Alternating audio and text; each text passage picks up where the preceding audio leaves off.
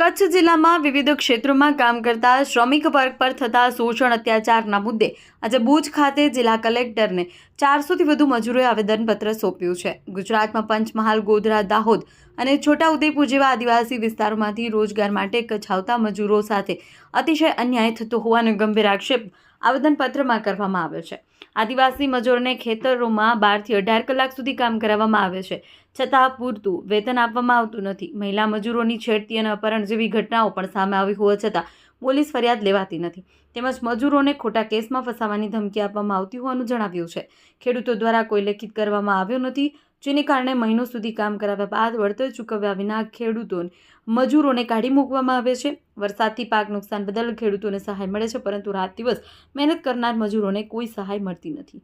મજૂરોને પાક નુકસાન સહાયમાંથી 30% હિસ્સો મજૂરોને આપવામાં અથવા લઘુત્તમ વેતન અને ઓવરટાઈમ મુજબ ડબલ હાજરી ગણવાની માંગ કરી છે। આ પ્રસંગે મજૂર અધિકાર મંચ કચ્છ સહિતના આગેવાનો, યુવાનો અને બહેનો મોટી સંખ્યામાં હાજર રહ્યા હતા।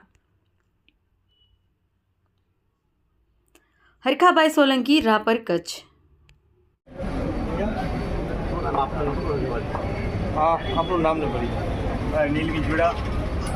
આજે કચ્છ કલેક્ટર સમક્ષ રજૂઆત કરવામાં આવી કે કચ્છ જિલ્લામાં જે 5 થી 7 રાજ્યોથી વધારે પ્રવાસી મજદૂરો કામ કરતા હોય છે, ત્યારે ક્યાંક ને ક્યાંક ખાનગી કંપનીઓમાં, ખેતભાગ્ય મજદૂરોમાં, તમામ જગ્યાઓ પર મજદૂરી કામમાં શ્રમિક વર્ગ કામ કરતો હોય છે, ત્યારે આ શ્રમિક વર્ગને જે લગતા મુદ્દાઓ છે એની આજે રજૂઆત કરવામાં આવી કે ખાસ કરીને જે લઘુત્તમ વેતન ધારા મુજબ એમને કંપનીઓની અંદર વેતન મળવું જોઈએ, તેમજ જે સરકારી જે ગાઈડલાઇન છે એ ગાઈડલાઇન મુજબ GLO દ્વારા એમની તપાસ કરવામાં આવે અને સાથે ખેતભાગ્ય મજદૂરોની 4થે 5મા ભાગે મજદૂરી રાખી અને એવા ઘણા કિસ્સાઓ સામે આવ્યા છે કે એમને મજૂરીના પૈસા પણ નથી આપવામાં આવતા અને પાક વળતર પણ નથી આપવામાં આવતું।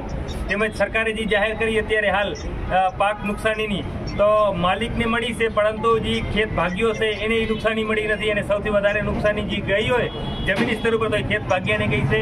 ત્યારે આજે કચ્છ કલેક્ટર સમક્ષ રજૂઆત કરવામાં આવી કે જે કચ્છ જિલ્લામાં જે શ્રમિકોનું શોષણ થઈ રહ્યું છે એ મુદ્દે ધ્યાન દોરવામાં આવે અને શ્રમ અધિકારી તેમજ જે લઘુત્તમ વેતન ધારા મુજબ એમને વેતન મળે અને શ્રમ અધિકારી દ્વારા તમામ જગ્યાઓ પર વિઝિટ કરવામાં આવે અને શ્રમિકોના જે કાયદાઓ છે એનું સદંતર પાલન કરવામાં આવે, એ માંગ સાથે આજે કચ્છ કલેક્ટર સમક્ષ રજૂઆત કરવામાં આવી।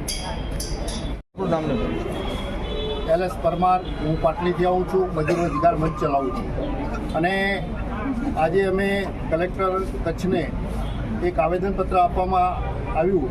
તો આવેદનમાં અમારી એવી માંગ છે કે ભાગ્ય મજૂર તરીકે અલગ અલગ જિલ્લાઓમાંથી, આદિવાસી પટ્ટીમાંથી ઘણા બધા મજૂરો અહીંયા આવે છે અને આ તમામ મજૂરો ખેતીની અંદર કામ કરે છે।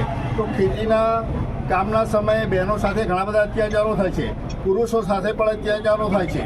તેમજ 4 મહિના જે મજૂરો કામ કરે છે ત્યારબાદ એના માલિકો એને તગડી મૂકવાનો એક ષડયંત્ર કરતા હોય છે અને એમને ભાગ ન આપવામાં આવે એવું નાટક કરે છે, જેને કારણે અમારી આ કલેક્ટર સાહેબને માંગ છે કે આજે જે કંઈ સરકારશ્રી દ્વારા સહાય નક્કી કરવામાં આવી છે હેક્ટરે 44,000 રૂપિયા, તો એનો 4થો ભાગ કે 3જો ભાગ અથવા 130 રૂપિયા અમારા ખેત મજૂરોને મળવા જોઈએ, કારણ કે અમે ખેતીમાં રહી અને તમામ પાક પકવીએ છીએ અને છતાં આ નુકસાનનું વળતર અમને ના મળે તો સરકાર અમારી સાથે અન્યાય કરી રહી છે।